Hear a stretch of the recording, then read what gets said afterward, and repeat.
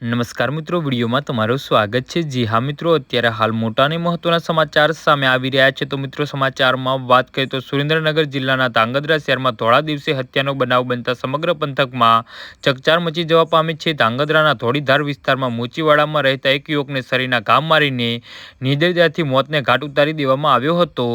જી હા મિત્રો, અત્યારે હાલ મોટા અને દુઃખદ સમાચાર સામે આવી રહ્યા છે।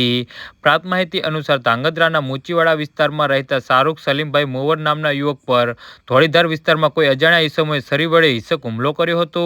જાહેર માર્ગ પર યુવકને શરીરના ઘા મારવામાં આવ્યા હતા અને તેનું ઘટના સ્થળે જ મોત નીપજ્યું હતું। બનાવની જાણ થતાં ધાંગધ્રા શહેર પોલીસમાં દોડધામ મચી ગઈ હતી। હત્યાની ગંભીરતા જોતા ડીએસપી, પીઆઈ સહિતનો પોલીસ સ્ટાફ તાત્કાલિક ઘટના સ્થળે દોડી આવ્યો હતો। પોલીસને ઘટના સ્થળનું નિરીક્ષણ કરીને જરૂરી પુરાવા એકત્રિત કર્યા હતા।